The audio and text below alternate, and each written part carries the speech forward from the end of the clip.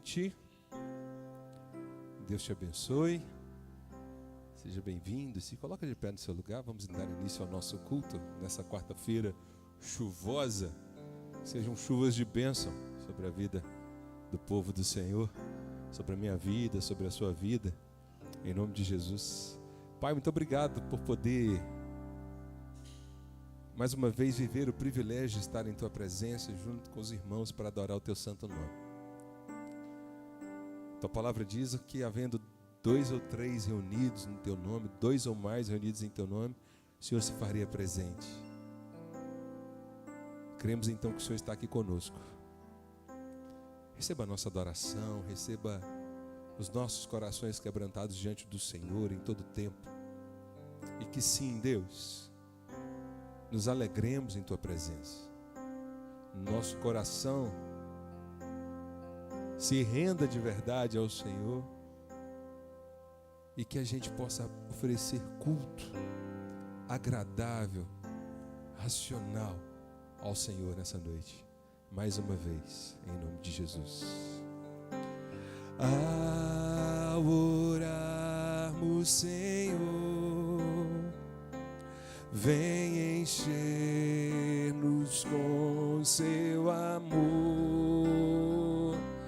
para o mundo agitado esquecer. Cada dia Tua vida viver. Nossas vidas vem, pois, transformar. Refrigério pra alma nos dar. E agora com nossos irmãos nos unimos a Ti em oração.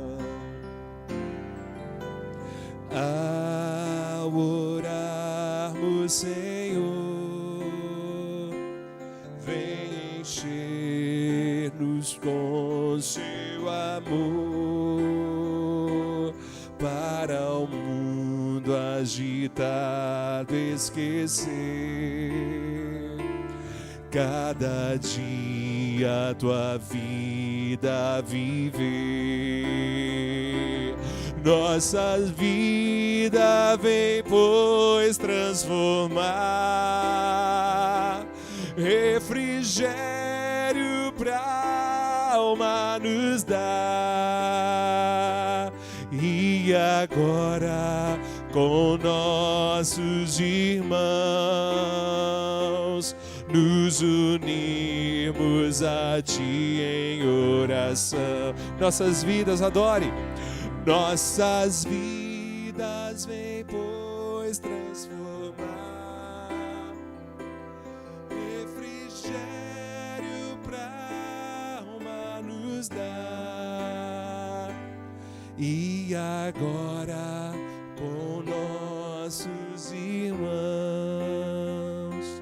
nos unimos a Ti em oração. E agora com nossos irmãos nos unimos a Ti em oração. Aleluia. Em espírito de oração, a gente continua adorando ao Senhor, cantando louvores a Ele. E você que trouxe o seu dízimo, a sua oferta, vai poder sair do seu lugar em atitude de oração, de culto, de louvor ao Senhor e consagrar a Ele, em nome de Jesus. Espírito Santo, ore por mim. Leve para Deus tudo aquilo que eu preciso. Espírito Santo, use as palavras que necessito usar, mas não consigo. Me ajude nas minhas fraquezas, não sei como devo pedir. Espírito Santo, vem interceder por mim. Todas as coisas cooperam para o bem daqueles que amam a Ti. Espírito Santo, vem orar por mim. Estou clamando, estou pedindo, só Deus sabe a dor que estou sentindo. Meu coração está ferido, mas o meu clamor está subindo. Espírito Santo, faça essa oração ao Senhor. Ore por mim. Leve para Deus tudo aquilo que eu preciso. Espírito Santo, use as palavras que necessito usar, mas não consigo. Me ajude nas minhas fraquezas, não sei como devo pedir. Espírito Santo, vem interceder por mim. Todas as coisas cooperam para o bem daqueles que amam a Ti. Espírito Santo, vem orar por mim. Estou clamando, estou pedindo, só Deus sabe a dor que estou sentindo. Meu coração está ferido, mas o meu clamor está subindo. Estou clamando, estou pedindo, só Deus sabe a dor que estou sentindo. Meu coração está ferido, mas o meu clamor está subindo.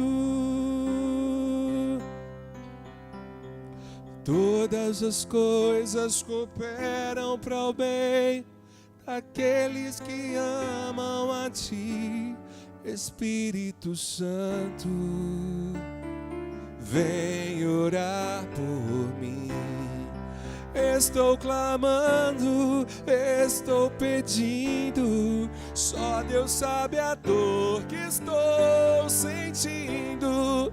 Meu coração está ferido, mas o meu clamor está subindo.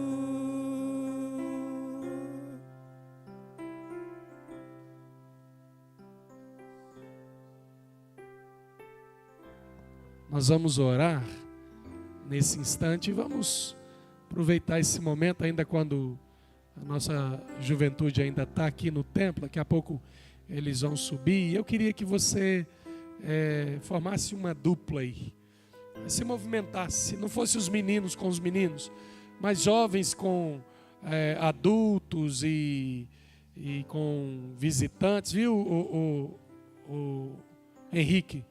Pode desabraçar seu primo aí, pode orar com o irmão Zezinho, com o Joel, alguém vai orar com a Marilza, alguém vai orar com o irmão Cleto, alguém vai orar com o Cleiton, viu? Isso mesmo, alguém vai orar com a Gisele, alguém vai orar com o João, alguém vai orar com a Dai, alguém vai orar com o Davi, viu, João? João Márcio pode orar com o Davi, pode ser com o Davi também. Eu preciso separar o Davi da Sheila, do Ricardo da Sheila também, viu? Ó, Henrique, vai orar com o Ricardo, O Nicolas vai orar com o Davi da Sheila. E vem orar comigo aqui na frente. Isso. Tem alguém orando com o senhor já, irmão Zezinho?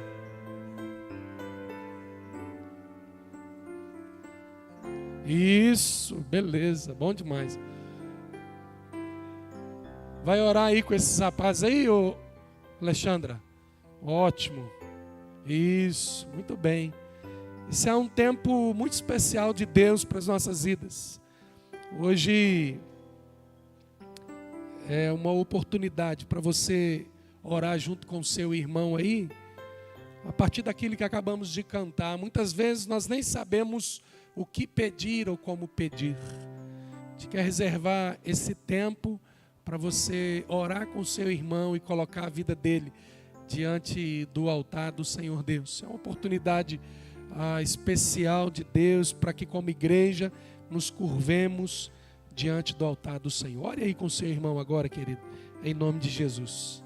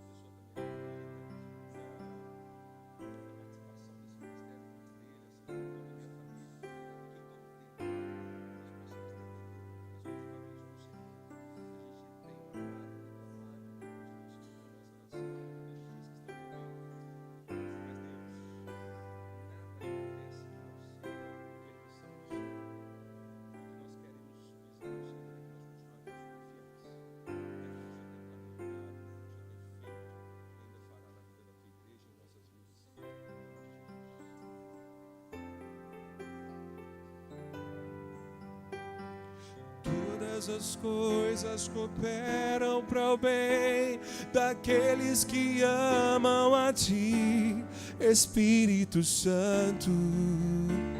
Vem orar por mim.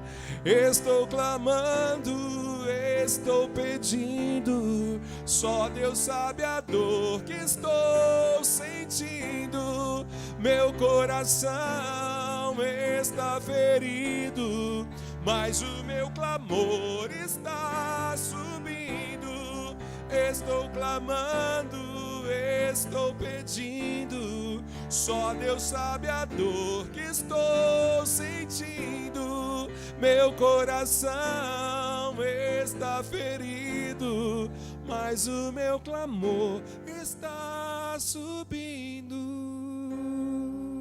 Toda honra e toda glória são dadas a Ti, Deus. Sem Ti nós nada podemos fazer. Por isso apresentamos a nossa total, inteira, completa dependência do Senhor. Nos prostramos diante de Ti, nos curvamos, nos humilhamos diante do Senhor, como não nos humilharemos diante de mais ninguém, porque só o Senhor é Deus. Só o Senhor é poderoso para fazer infinitamente mais além daquilo que pedimos e pensamos. E é por isso que colocamos os nossos pedidos, as nossas súplicas, a nossa oração diante do seu altar. É por isso que colocamos uns aos outros, a sua igreja, o seu povo reunido aqui diante do seu altar. Cumpra o seu querer soberano sobre as nossas vidas, sobre a vida dos enfermos, sobre a nossa nação, em nome de Jesus, Deus. Tenha misericórdia e continue nos dando a sua bênção. Oramos assim agradecidos pelo seu Filho Jesus. Amém e amém. Louvado e exaltado seja o Senhor Deus. Você pode se sentar, querido, e os jovens podem seguir para a continuidade do seu culto junto com o pastor Fred. E essa é uma oportunidade excelente para a vida da nossa juventude. E as crianças podem seguir com a tia Luciana, elas terão a oportunidade do ensaio, né? Vão apresentar a cantata no Natal, e eles estão ensaiando, por isso oremos pelos nossos meninos.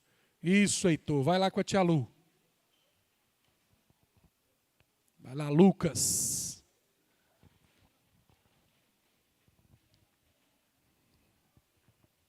Amém, meus irmãos? Nós compartilhamos lá no grupo da igreja que teremos esse tempo de oração, de louvor, de intercessão, e também, obviamente, seria um tempo para nos debruçar sobre a palavra do Senhor e ver aquilo que o Senhor Deus tem reservado para o nosso coração nesta noite. E eu queria convidar você então a abrir a sua Bíblia em 2 Crônicas, no capítulo 7, verso 14.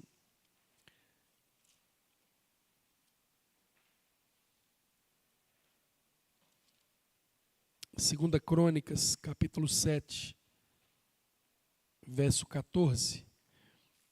Já é um texto que a gente sabe de cor e o pronuncia em momentos como esse. A palavra do Senhor diz assim: se o meu povo, que se chama pelo meu nome, se humilhar, orar, me buscar e se converter dos seus maus caminhos, eu ouvirei dos céus, perdoarei os seus pecados e sararei a sua terra.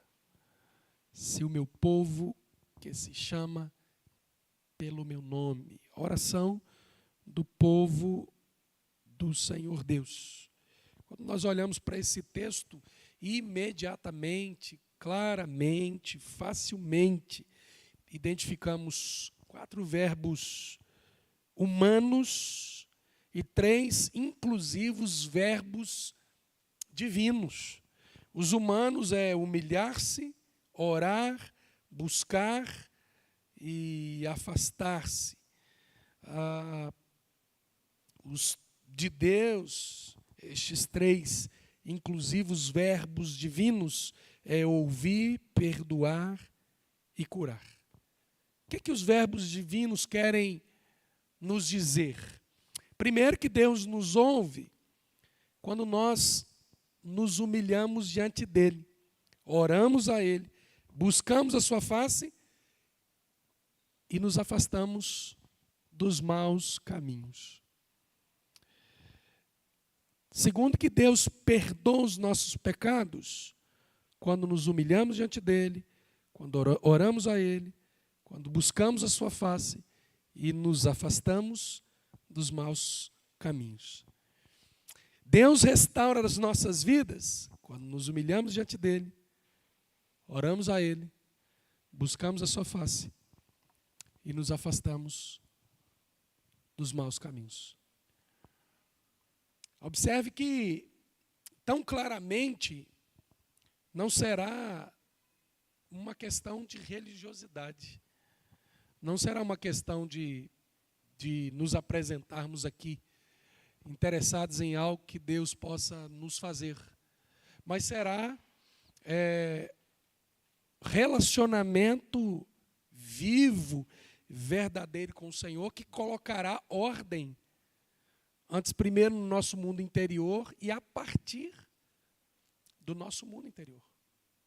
Então, não vai adiantar nada se orarmos, se repetirmos oração, se continuarmos fazendo oração, se fizermos jejum, se isto for apenas o que expelimos da nossa boca, sem que haja uma mudança, uma transformação no contexto da nossa vida. Lamentavelmente, o povo do Senhor Deus, o povo de Israel, começou a viver isto, a viver o farisaísmo, em que se reuniam para orar, para fazer súplicas e intercessões, para louvar ao Senhor, mas era o povo que honrava o Senhor com os lábios, mas o coração estava longe de Deus. A gente sabe o que a gente precisa fazer, mas nós queremos fazer o que nos cabe. E o que é que nos cabe? No mesmo texto que a gente usa quase como que uma oração para que Deus ministre o milagre dele sobre as nossas vidas, sobre a nossa terra, e que sare, que cure a nossa nação, ele vai dizer o que nos cabe fazer. E se a gente parar para poder observar aquilo que precisamos fazer, a partir dos verbos humanos que estão estabelecidos aqui e que estão encadeados, porque um leva ao outro, nós vamos ver que não é apenas nos apresentar diante de Deus para Ele fazer algo em nosso favor. Não é apenas buscar os benefícios que Deus pode nos dar, mas é se relacionar com Ele. Ter uma vida de relacionamento, de comprometimento com o Senhor. Eu digo isto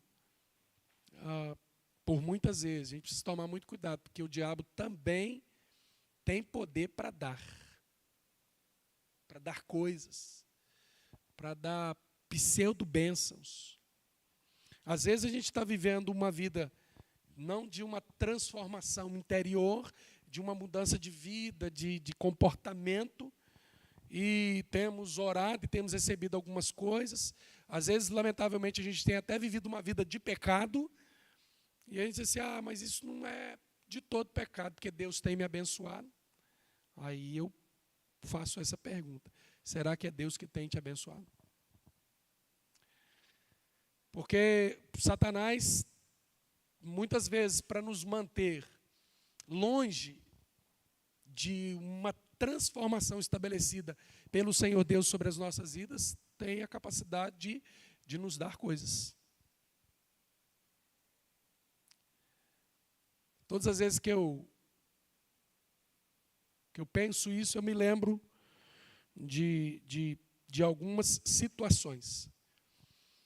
Por exemplo, quando nós dependemos de Deus, nós nos aproximamos de Deus. Mas quando a gente não está dependendo nem tanto mais de Deus assim, o mais ou menos que eu estou vivendo está bom demais. Porque tá tudo bem comigo.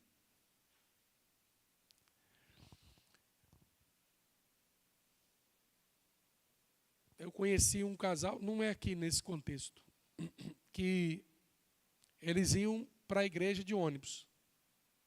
Como só tinha um ônibus que os deixava na igreja, por exemplo, o culto começava às 8h30 da manhã.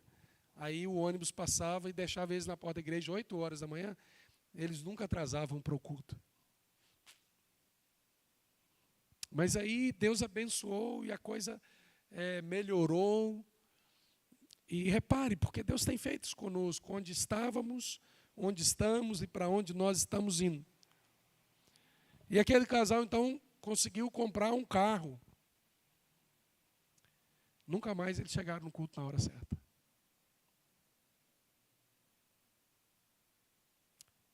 O entendimento era diferente, né? Agora que tinha que dar tudo certinho, né? Parece que às vezes funciona assim. À medida que vamos recebendo os benefícios que tanto desejamos, vamos afrouxando no nosso relacionamento com Deus, talvez porque não tem mais necessidade de Deus. Pensa isso.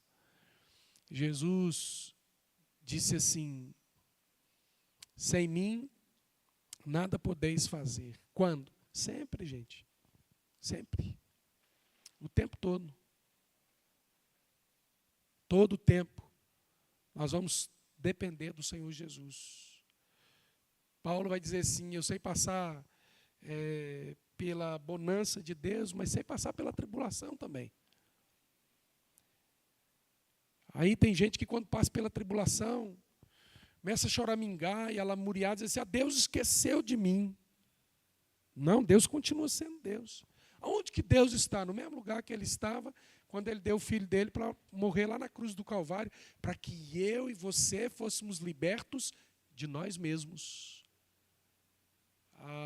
O maior empecilho para que a gente experimente santidade de Deus sobre a nossa vida, o maior empecilho para que a gente experimente mais de Deus sobre a nossa vida, o maior empecilho para que nos aproximemos cada vez mais de Deus, achegai-vos a Deus e Ele se achegará a vós, somos nós mesmos, com o nosso ego. E aí, esses verbos se estabelecem aqui, obviamente e propositalmente, pelo Senhor para conosco. E o primeiro deles é humilhar-se. A gente vai entender por que o humilhar é o primeiro. Porque humilhar-se é reconhecer-se longe dos padrões de Deus. Outro dia eu falei isso aqui. Quando nos convertemos, o primeiro ato que Jesus quer tratar em nós é a humildade. Porque o orgulho, a soberba, a altivez, todos derivados da falta de humildade, impedirão em todo tempo que a gente se aproxime mais do Senhor e entenda mais da vontade de Deus para sobre as nossas vidas. Humilhar-se é quando eu reconheço da minha fraqueza ao me comparar com Deus. O comparativo precisa ser Deus. Não é, meu irmão? Que eu, por falta de humildade, quero subjugar. Quero pensar que eu sou melhor do que ele. Ninguém é melhor do que ninguém. Todos nós somos iguais. E então a régua que precisa estabelecer o meu nivelamento é a de Jesus. É o Senhor Jesus. É alto o padrão. Padrão é alto. Aliás, alto não, é altíssimo Jesus vem para cumprir a lei de forma aprofundada, e o modelo é Ele, e o exemplo é Ele. E é Ele que a gente precisa observar, é Ele que a gente precisa seguir, ver quem Ele foi e ver o quanto nós ainda temos que caminhar para ser o que Ele foi. E o propósito é este, desde sempre. Nós fomos alcançados pela graça salvadora de Jesus para nos tornar cada vez mais parecidos com Ele. É uma tarefa fácil? Claro que não. É uma tarefa simples? Também não é. É uma tarefa que acontece no estalar de dedos, da noite para o dia? Também não é. Por isso que Ele estabeleceu a igreja. Por isso que nós estamos aqui reunidos nesta hora como igreja. Por isso que eu acho que a gente tinha que estar aqui com gente pelas janelas, querendo aprender, absorver aquilo que o Cristo quer ministrar sobre as nossas vidas, a fim de nos fazer cada vez mais parecidos com Ele. A tragédia da nação doente é que as pessoas não se parecem com Jesus. Nem os crentes. Essa é a tragédia. O que o Senhor Deus está estabelecendo aqui é que Ele quer que nós sejamos nivelados no Cristo. O menino chega para apresentar a nota que ele tirou lá, na prova, e fala assim: pai, a maioria tirou essa nota. Eu falo: esse é o problema. Você está nivelando com a maioria. Quer que você nivela com quem tirou as notas melhores. É 2, 3, 4. É nessa turma que você precisa colar. É para lá que você precisa olhar. Já reparou? A gente se contenta assim, fala: fulano faz assim, eu vou fazer assim também. Tem gente que se nivela assim: fulano só vem no culto domingo à noite, se eu vir no domingo de manhã e no domingo à noite, já está bom demais. Eu estou melhor do que o fulano já. E não é, irmãos, porque eu estou querendo dizer que a espiritualidade é estar aqui no templo. Não, eu entendo que esse encontro aqui é uma oportunidade que temos de sermos todos nós ministrados pelo Senhor na sua palavra, por causa de uma escada que a gente está galgando, degraus que a gente está galgando. E o meu foco precisa sempre ser o padrão da vida espiritual que se chama Jesus de Nazaré. O meu foco não pode ser o pastor da igreja, o meu foco não pode ser o diácono, não pode ser o professor da EBD, não pode ser enfim. Lamentavelmente, a gente quer nivelar por baixo, e a graça quer que a gente nivele por cima. A graça quer que o nosso alvo seja Jesus, o autor e consumador da nossa fé. Para isto, eu preciso me humilhar para entender Jesus como o meu modelo. Se eu tenho que me comparar a alguém, eu preciso me comparar a Jesus. Opa, peraí, eu estou aquém do que Jesus foi, e eu preciso perseguir isto. Pastor, alguém já está igual a Jesus? Eu sei lá. A gente não está aqui com a vara medindo nada disso, gente. Eu estou dizendo que a gente tem um alvo estabelecido e a gente precisa caminhar para esse alvo. Esta a ideia de, se o meu povo que se chama pelo meu nome se humilhar, e humilhar é reconhecer que eu não sou superior a ninguém, nem melhor do que ninguém. É reconhecer que eu sou dependente de Deus. É Ele que tem o controle da minha vida, eu não o tenho. Isso não significa que você não pode e deve planejar. Mas nada garante que eu vou realizar aquilo que eu estou planejando. Você pode planejar, você pode trabalhar em função disto, você pode se movimentar em função disto, mas o controle é do Senhor Deus. Foi Tiago quem disse isso, capítulo 4, verso 13 a 15. Ouçam agora vocês que dizem: hoje ou amanhã iremos para esta ou aquela cidade, passaremos um ano ali, faremos negócio e ganharemos dinheiro. Vocês nem sabem o que lhes acontecerá amanhã. Que é a sua vida? Vocês são como a neblina que aparece por um pouco de tempo e depois se dissipa. Ao invés disso, deveriam dizer: se o Senhor quiser, viveremos e faremos isto ou aquilo. Sabe o que é isso? É se humilhar. Eu faço planos. Eu faço planejamentos. Projetos, os quais eu estou correndo atrás para poder alcançar. Não há nenhum problema nisso. Não há nenhum pecado nisso. Lutar pelos seus direitos, trabalhar em função disso, nenhum problema. Mas humilhar-se é reconhecer que o poder soberano é do Senhor Deus. É também, e isto aqui é muito importante, isto é extraordinário. Humilhar-se é reconhecer que sou um peregrino. Sem pátria definitiva, sem casa definitiva. Quando Jesus enviou seus discípulos para pregar, ele os orientou que não levassem nada, apenas o mínimo para a sua subsistência, indicando em todos os lugares que eles estivessem, que eles estavam ali de passagem, sabendo também, e talvez até pensando nisto, o quanto nós somos capazes de nos agarrar aos confortos e aos bens desta lamentável natureza. Tudo aquilo que se torna garantia para a gente se prende e se amarra a isto e não mais ao Senhor. Você quer ver um negócio? Nunca vi ninguém ficar doente e ficar feliz, dizendo assim: nossa, será que agora que eu vou? Deveria ser assim, né?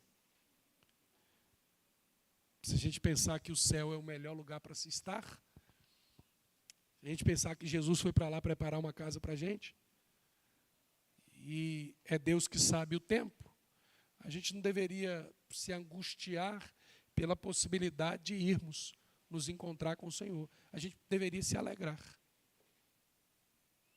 Mas não é assim que acontece, porque nós nos esquecemos que somos peregrinos. Está me ouvindo aí, Candinha? Falar de morte com a Candinha, ela desconjura. Deus me livre! E ela diz que vai viver 250 anos, que ela não quer morrer. Tem pavor, porque essa vida aqui, ela é boa demais, sim ou não? Esse é o erro. Por isso que Paulo disse assim, que para ele, viver é Cristo e morrer é lucro. E ele vai dizer assim, a gente até nem entende, a olhos humanos, a oração de Paulo, né? Pô, o cara está desejando a morte, mas o crente deveria desejar isso mesmo. Ele falou assim: na verdade, eu gostaria de ir. Eu tenho que continuar aqui por causa de vocês.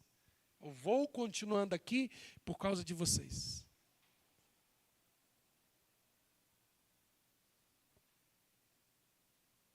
Humilhar-se é reconhecer que somos peregrinos.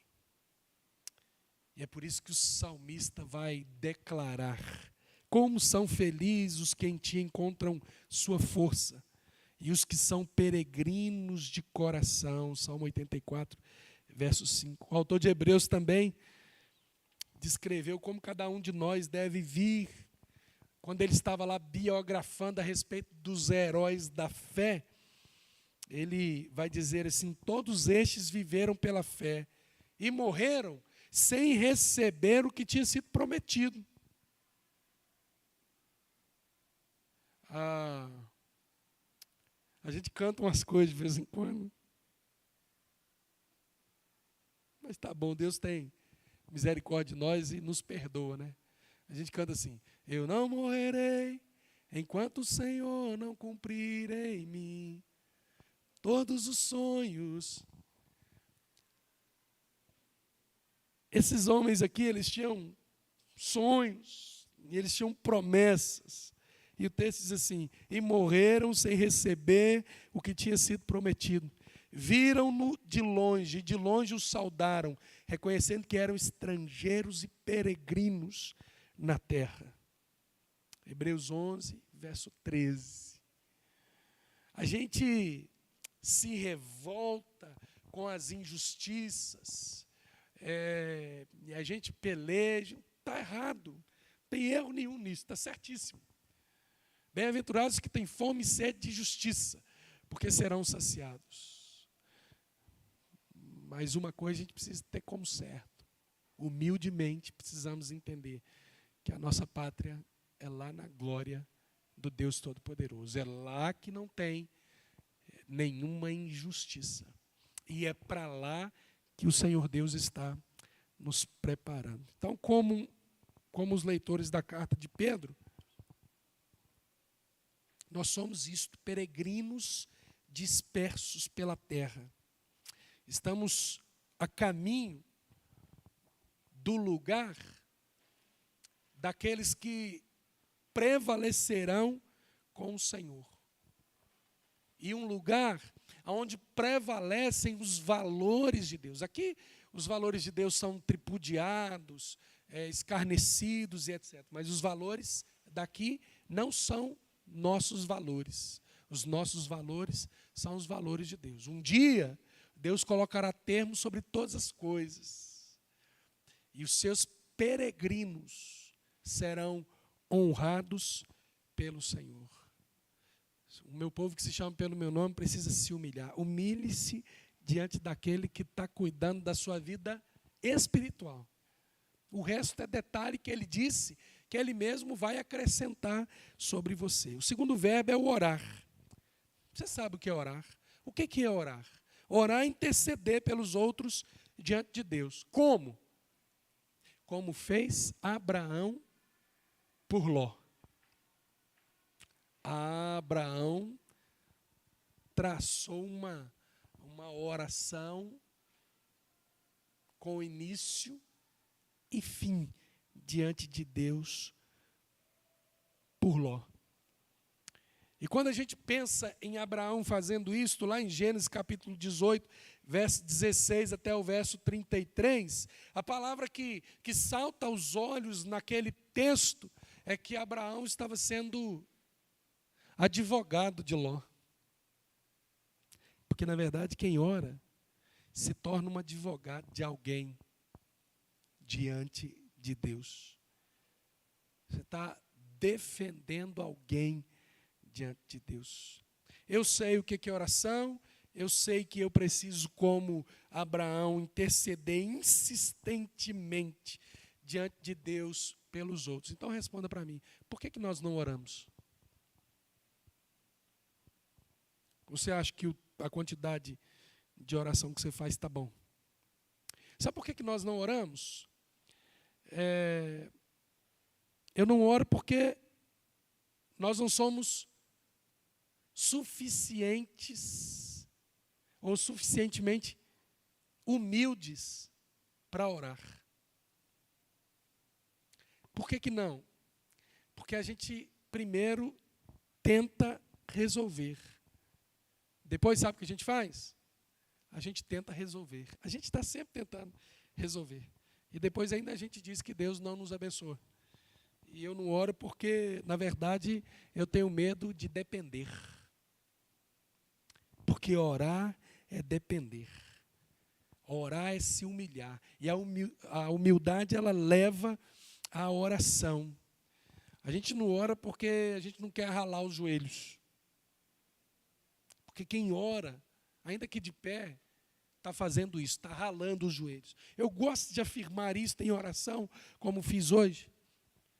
Estamos curvados diante de ti, como não nos curvaremos diante de mais ninguém. Há uma seriedade nessa oração. Se curvar diante de quem é o Senhor de todas as coisas. E a gente vai ver isto. Pelo Novo Testamento, as pessoas iam até Jesus e elas se prostravam diante de Jesus. Muitos se ajoelharam diante dele. O leproso foi pedir por cura ao Senhor Jesus lá em Mateus capítulo 8. E o texto diz que ele se prostra diante de Jesus. Se o Senhor pode, se o Senhor quiser, eu posso ser curado. E ele pede esse joelho. A história da mulher Ciro-Fenícia, que é impactante, quando eu era crente novo, eu não entendia, achava que Jesus estava sendo ruindoso, né, com aquela mulher. Depois, obviamente, fui compreender tudo que estava acontecendo ali. E aquela mulher, ela se prostra diante de Jesus e clama a Ele por misericórdia pela filha que estava terrivelmente doente. Aquele discurso que Jesus fala assim, não convém pegar o pão e dar aos cachorrinhos. E ela fala assim, mas os cachorrinhos comem das migalhas que caem da mesa. Aquilo extraordinário, que fé extraordinária, prostrada diante de Jesus. O que você está precisando diante do Senhor? Aprenda a fazer isso aqui. Todas as vezes que alguém se ajoelhou diante de Jesus no contexto dos evangelhos, essa pessoa foi atendida. Claro que o professor Tiago depois foi ensinar a gente, né? Você não recebe porque pede mal, para o seu próprio deleite. A gente precisa até, inclusive, saber pedir. Mas a grande questão é que nós queremos ser abençoados pelo Senhor, mas nós não queremos ficar de joelhos diante do Senhor. A gente não ora porque a gente não quer se disciplinar. Se você começar a orar, você vai precisar de se disciplinar para estudar sobre oração e como separar tempo da sua vida para a oração. Mas se você ora, você vai encontrar da parte de Deus sabedoria para poder agir. Se eu oro, eu tenho o meu caráter transformado. Se eu oro, eu sou alguém que busca o Senhor. Orar. Quer ver um negócio? Que eu aprendi outro dia. Aprendi, assim, que eu fui renovado por esse ensino outro dia. Está com problema no seu casamento? Relacionamento com os seus filhos? Começa a orar por eles. Começa a orar pela sua esposa. Começa a orar pelo seu esposo. Aí você vai dizer assim, pastor, mas eu já faço isso. Faz mesmo. Também fazia. Ia lá para o escondido, porque Jesus falou para entrar no quarto e ficar escondido. A gente esconde de todo mundo, inclusive da família, inclusive dos filhos. Seus filhos nunca te viram orar, sua esposa nunca te viu orar. Aí você vai lá para o quarto e ora por eles. O desafio é orar com eles. Viu, irmão? Chega perto da sua esposa. Essa aqui é a esposa do Paulinho, viu, gente? Põe a mão na cabeça dela. Eu quero orar por você. E ora pela sua esposa. Esposa, põe a mão na cabeça do seu esposo e vai orar por ele. E é um exercício difícil, tá? Difícil. Não é fácil. Sabe por que não é? Porque eu preciso me humilhar para isto. Preciso me humilhar para isto. É um exercício difícil. Estou dando testemunho para os irmãos. Chegar perto da minha esposa e não apenas orar por ela, mas com ela.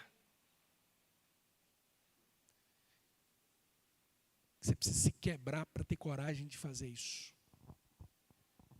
Orar pelo seu filho. Deixa eu orar por você. Nós somos terríveis. Nós sabemos orar pelos outros, mas não oramos pelos nossos. Quantas e quantas vezes fui levar uma menina na escola para fazer prova. E não tinha coragem de chamar ele e falar assim, vem aqui, meu filho, deixa eu orar por você, para que você vá bem na prova. Satanás é terrível, porque ele nos rouba procedimentos que vai fazer com que toda a estrutura espiritual da minha vida e da vida da minha casa, da minha família e automaticamente de tudo com quem eu me envolvo seja transformado. Qual é a vez que você chegou lá no seu trabalho, você trabalha numa sala e falou assim, gente, vocês me dão licença, eu queria começar essa manhã orando com vocês, orando por vocês. E faz essa maluquice mesmo. Chega perto de um e coloca a mão na cabeça dele e ora por ele, pelo nome dele. Sabe como é que nós sabemos orar, irmãos? A gente ora assim, Deus, perdoa a multidão dos nossos pecados em nome de Jesus, amém. Pecado tem nome. Pecado tem nome. Quero ver você ir lá e botar a mão na cabeça da sua esposa para orar com ela, para dizer assim, Senhor, eu pequei contra a Luciana, eu queria que o Senhor me perdoasse por causa disso e disso. Muitas vezes nós não vemos as coisas acontecerem no nosso contexto de vida, porque nós não estamos orando ao Senhor. O outro verbo é o buscar. Encontramos o verbo acompanhado dessa expressão, buscar a minha face. A gente não entende muito isso na nossa cultura. Não soa familiar. Pastor Isaltino disse isso. A gente canta isso, a tua face eu quero ver. E fala assim, ninguém pode ver a face de Deus, ninguém viu a face de Deus, ninguém pode ver a face de Deus. E é verdade, mas a gente precisa explicar que buscar a face de Deus é voltar a minha vida para a direção de Deus, com a visão do poder, do amor de Deus para conosco. Quem tem essa visão, busca a Deus. Quem não tem, não busca. Não adianta a gente pelejar, brigar. Você fala, se a pessoa não tiver a visão, ela não vai buscar a Deus. Porque essa busca de Deus vai se revelar no prazer da presença de Deus. Por que você está aqui agora? Quarta-feira de feriado, fúnebre. Melhor se estivesse em casa, na frente da televisão, assistindo um bom filme, mastigando uma boa pipoca. Por que você está aqui agora? Você está com saudade de mim? Para. Nós estamos aqui por causa da alegria da presença de Deus. Essa juventude que está lá em cima com o pastor Fred, esses meninos têm prazer da presença de Deus, de serem ministrados pelo Senhor. Muitas vezes nós acabamos o culto aqui, ficamos ali fora esperando o pastor Fred terminar com eles lá em cima, porque eles quiseram que ele terminasse e não deixasse para a próxima quarta. Eu não vi a divulgação do que eles vão tratar hoje lá, até achei que eles não subiriam. Ele falou, não, eu tenho que terminar um assunto lá para passar para o outro. Que coisa mais espetacular é quando a gente consegue perceber pessoas que têm prazer na presença de Deus, o prazer da presença de Deus, desejando o Senhor como a sua melhor companhia. Buscar a Deus, desejando se saciar apenas da presença de Deus. Buscar a Deus é firmar um compromisso com Deus, coerente com a visão que Deus tem nos dado dele, do entendimento que temos de quem é Deus para conosco e o que Ele quer para nós. Que seja Salmo 27, verso 8, a nossa oração. A teu respeito diz o meu coração, busque a minha face, a tua face, Senhor, buscarei. Recorram ao Senhor e ao seu poder, busquem sempre a sua presença. Salmo 105, verso 4. Nós entendemos melhor, meus irmãos, essa relação entre humildade, oração e busca, ouvindo o profeta Sofonias, quando ele diz, lá no verso 3 do capítulo 2, busque o Senhor, todos vocês, os humildes da terra, vocês que fazem o que Ele ordena. Buscar ao Senhor é o que Ele está declarando sobre o nosso coração. E se nós buscamos, nos colocando diante do Senhor Deus, o que o Senhor Deus faz conosco? Ele nos leva à conversão, que é o quarto e último verbo humano. Humilhar-se, orar, buscar e se converter. Quando nós buscamos ao Senhor, Deus nos mostra em que temos falhado com Ele. Quando Deus mostra o nosso pecado, que pode ser um grande pecado, ou pode ser um pequeno pecado, Ele vai tratar conosco quando caímos diante dEle e confessamos. Caímos prostrado, obviamente, e confessamos o nosso pecado, qualquer que seja ele. Julgar lixo pela porta do carro na rua. Isso é pecado, pastor? É pecado, você acredita? Você está contribuindo para deteriorar a natureza que o Senhor Deus nos deu. Fala assim, entupiu a rede, a rua encheu de água porque choveu, porque as pessoas são terrivelmente destruidoras delas mesmas. Qualquer que seja. O verbo humilhar-se chega ao seu clímax. Só agora, com humildade, um relacionamento real com Deus pode começar. Sem perdão não há paz, sem confissão não há perdão. Há maus caminhos em nós, dos quais nós precisamos nos converter, e Ele vai nos dizer, humilhar-se, orar, buscar e se converter, deixando para trás os maus caminhos e rumando numa direção oposta. Orando ao Senhor, e essa oração que tem a ver com uma vida de santidade, que é a palavra bíblica para ética. Como é que a gente vai viver esse mundo? A gente vai viver esse mundo a partir da ética, que é, na Bíblia, santidade. A gente vai experimentar a santidade de Deus, vivendo a vida comum na terra que agrade ao Senhor, a partir da obediência a convenções estabelecidas sobre o que é certo e o que é errado. Como é que eu vou obedecer a isso? Eu não obedeço lei por causa da polícia, por medo da polícia. Há uma convenção e eu, como um santo de Deus, fruto de uma humilhação diante de Deus e um tratado de Deus sobre a minha vida, vou obedecer. Santidade é o padrão de Deus para nós, inegociável, se queremos ter relacionamento com o Senhor. Buscar a santificação, sem a qual ninguém pode ver o Senhor. Não há como nos relacionarmos com Deus sem uma vida de santidade. Então, se a gente está vivendo esse evangelho aqui, que não nos santifica, nós somos religiosos, farisaicos.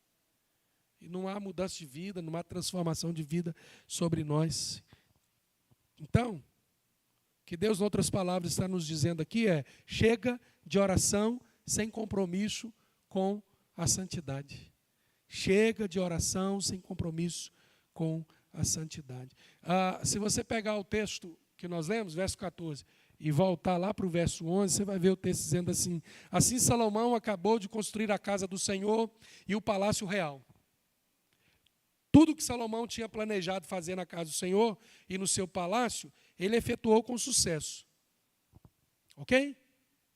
De noite, o Senhor apareceu a Salomão e lhe disse: ouvi a sua oração e escolhi para mim este lugar, para a casa do sacrifício. Se eu fechar o céu de modo que não haja chuva, ou se ordenar aos gafanhotos que consumam a terra, ou se enviar a peste entre o meu povo, no verso 14 ele vai dizer: se o meu povo, que se chama pelo meu nome, se humilhar, orar, me buscar e se converter dos seus maus caminhos, eu ouvirei dos céus, perdoarei os seus pecados e sararei a sua terra. Os meus olhos estarão abertos e os meus ouvidos estarão atentos à oração que se fizer neste lugar. Porque escolhi e santifiquei este templo, para que nele esteja o meu nome para sempre. Os meus olhos e o meu coração estarão ali todos os dias. Se você andar diante de mim como fez seu pai Davi, fazendo segundo tudo que lhe ordenei e guardando os meus estatutos e os meus juízos, também confirmarei o trono de seu reino. Segundo a aliança que fiz com Davi, seu pai, dizendo: nunca lhe faltará sucessor que governe Israel. Porém, se vocês se afastarem de mim e abandonarem os meus estatutos e os meus mandamentos que eu lhes prescrevi, e servirem outros deuses, os adorarem, então os arrancarei da minha terra que lhes dei, e lançarei para longe da minha presença este templo que santifiquei ao meu nome. E tornarei o templo em motivo de provérbio e de escárnio entre todos os povos. E todo aquele que passar por este templo agora tão exaltado, ficará espantado e perguntará, por que o Senhor fez isso com esta terra e este templo?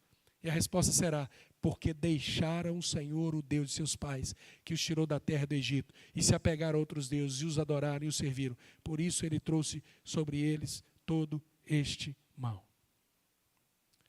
Então, queridos, não é uma lâmpada do gênio, não é uma varinha de condão, não é um amuleto da sorte, o verso 14.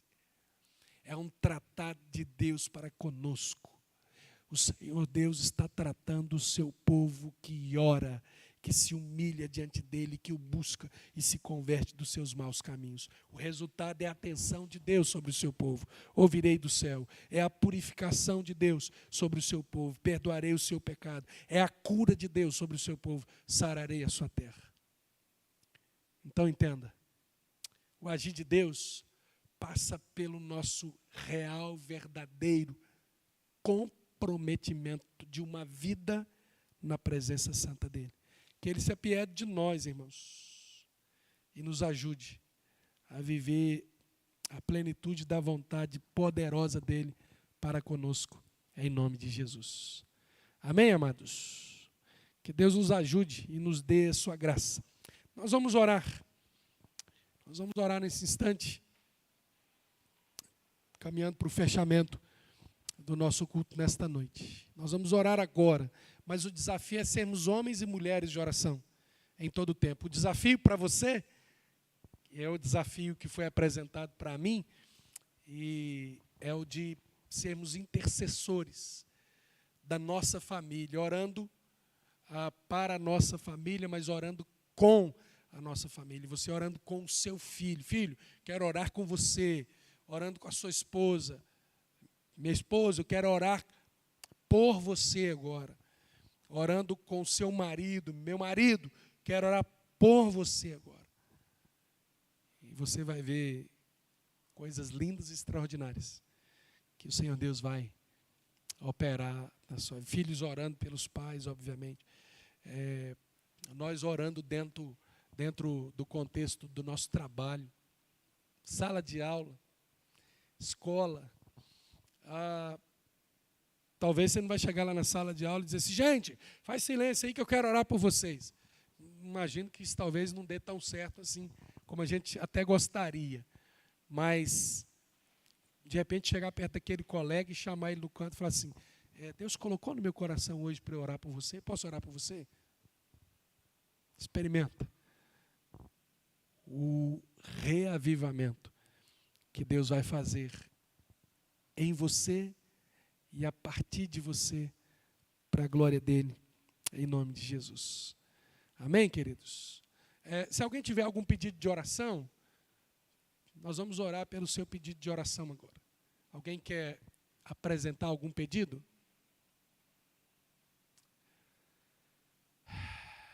Eu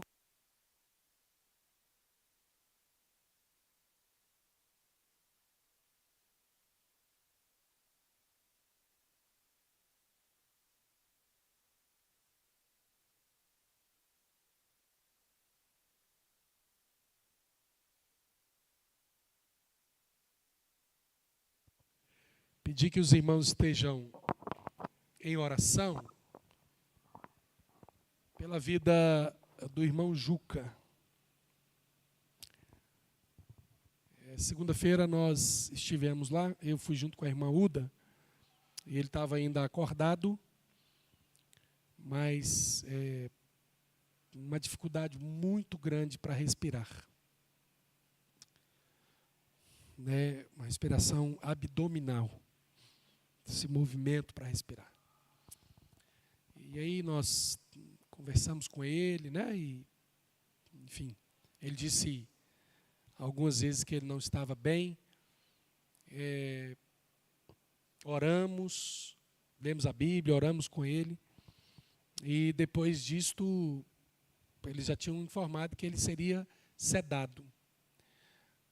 exatamente para ele não sofrer o drama da dificuldade de respiração. Então ele foi sedado na segunda-feira à tarde e continua sedado. E hoje, todos os dias eu converso com a irmã Uda e ela me falou dessa situação tão triste, né, que ela encontrou lá hoje, né? Enfim. E a cuidadora que está lá junto com ele me disse que o médico passou um outro sedativo e remédio, parece que analgésico, junto com o sedativo, e tirou os outros medicamentos. Então, esse é um quadro, aos olhos humanos, de um encerramento mesmo, né? Deus pode fazer o que Ele quiser na vida do irmão Juca, a gente sabe muito bem disso. Mas nós devemos orar por ele, né? Os filhos já sabem disso, a irmã Uda, obviamente, que vai lá e vê isso todos os dias. A máquina que o ajuda a respirar está lá no grau máximo. Infelizmente, o pulmão dele não está correspondendo, né, a esta situação toda. Então, nós devemos orar pela vida do irmão Juca, para que Deus cumpra a vontade dele sobre a vida do irmão Juca.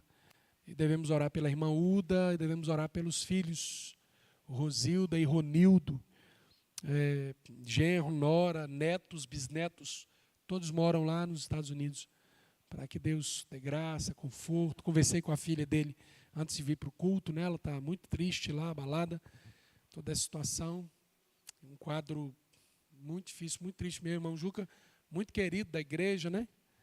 E vamos orar para que Deus cumpra o querer soberano dele sobre a vida do nosso querido irmão Juca. Oi? Ela fez a cirurgia?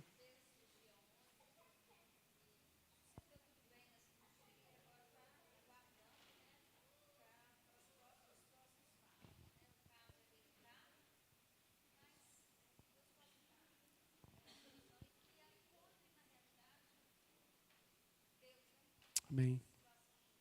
Muito bem, irmãos. A Meire está compartilhando conosco aqui, que é uma senhora, uma jovem senhora, que se chama Maria Regina. Ela não a conhece pessoalmente, né? Ela viu isso na rede social e tem orado por essa moça e conversado com ela.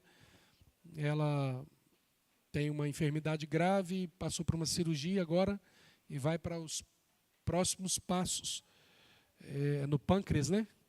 Vamos orar por ela. Ela tem um filho de 1 aninho, para que Deus dê graça, ministre graça curadora sobre a vida da Maria Regina. E para que, ao manifestar a glória dele sobre a vida da Maria Regina, ela possa ter um encontro salvador com Jesus Cristo. Essa moça nem sabe que a IBV existe e que está orando por ela agora, mas nós sabemos que o nosso Deus é poderoso para fazer infinitamente mais, além daquilo que pedimos e pensamos. Vamos colocar de pé, queridos? Vamos orar? Eu queria que você se juntasse aí, vamos dar as nossas mãos, talvez fazer um círculo aqui. Nós também vamos aproveitar e orar pela nossa nação. Vamos fazer um círculo, vamos dar um jeito que vai dar certo. Fazer um movimento abençoado aqui. Nós vamos aproveitar também e orar pela nossa nação. A gente vive dias difíceis, questão das eleições, e a oração então é para que Deus, aqui ó, pode ir no meio aqui, encontrar lá com o irmão Zezinho. A oração é para que Deus também tome a nossa nação nas suas mãos. Nós cremos que o Brasil é um celeiro espiritual. Nós cremos que Deus está usando o Brasil para manifestar fé em Jesus Cristo a todas as outras nações. E isto não vai mudar, irmãos. Um tempo que a igreja de Jesus mais cresceu foi o tempo em que ela sofreu perseguições. Então, na verdade, a nossa preocupação não é com isto. Nossa vontade é que justiça seja feita. Se é justo que o Lula seja presidente, que ele seja presidente. Mas se não é justo, e que a justiça seja feita. Esse que é o nosso desejo. Nós não temos nada contra nem A ou nem B. Nós queremos que justiça seja feita. Se é comprovado que a eleição do Lula é justa, que ele seja o presidente. Mas se comprovar que ela não é justa, o nosso clamor não é pelo Bolsonaro. Nosso clamor é para que seja o Brasil um país de justiça, onde a justiça seja cumprida. Eu disse isto para o João agora há pouco. Se não houver comprovação de fraude nenhuma, o Lula é presidente, pronto, acabou. E eu não estou preocupado com perseguição e nem nada disso. A Igreja de Jesus é massa de bolo. Quanto mais bate, mais ela cresce. Não tenho dúvidas disso. Mas se há comprovação de fraude, a minha oração é para que justiça seja feita em nome de Jesus. Vamos orar. Deus Pai, nós louvamos ao Senhor e te agradecemos pela oportunidade de estarmos juntos reunidos aqui como sua igreja, como seu povo, como gente, Deus, que tem prazer de estar na sua presença, de invocar o Senhor, de aprender na palavra do Senhor, a viver os princípios imutáveis da Tua palavra santa sobre as nossas vidas. Nos prostramos diante de Ti, nos humilhamos e pedimos, faça-nos cada vez mais parecidos com o Seu Filho Jesus. Tenha misericórdia de nós e dá-nos a Tua graça, Deus. Dá-nos o Teu poder, que nos ajude a perseverar como crentes em Jesus na Tua presença santa. Meu Pai, colocamos a vida da Maria Regina nas Tuas mãos. Te louvamos pela cirurgia e te pedimos, Deus, em nome de Jesus, com o Teu bálsamo curador, Deus, ministra cura sobre a vida desta moça. É o câncer mais difícil, mais terrível. Não há impossível para o Senhor. Por isso, Pai, nós te pedimos, em nome de Jesus Cristo, opera a cura do Senhor sobre a vida desta moça, Senhor Deus. E a glória do Senhor manifesta sobre a vida dela, possa levá-la a um encontro salvador com Jesus, possa levar os médicos, os enfermeiros, o esposo, o filho, toda a sua família, quem sabe todo um bairro, toda uma cidade, Deus, a se converter ao Senhor, por causa do Deus poderoso que é o Senhor. Nós te glorificamos por isto, Deus. Também colocamos a vida do irmão Juca nas Tuas mãos. Nós amamos o irmão Juca, Senhor Deus, e por isso o entregamos nas Tuas mãos. Deus, não permita que o Teu servo sofra, Senhor Deus. Pelo contrário, Deus, em nome de Jesus, cumpra o Seu querer soberano sobre a vida dele. O Senhor é poderoso para levantá-lo daquele leito de enfermidade e nós sabemos muito bem disto. Poder no nome de Jesus Cristo para fazer isto, ó Deus. Mas se for da vontade do Senhor, tomar o Teu filho para o Senhor, faça isto, Deus, para a Sua glória. Mas impeça o que ele sofra, Deus. Nós te pedimos isso em nome de Jesus. Colocamos também, Senhor Deus, a vida da irmã Uda, da Rosilda, do Ronildo nas Tuas mãos.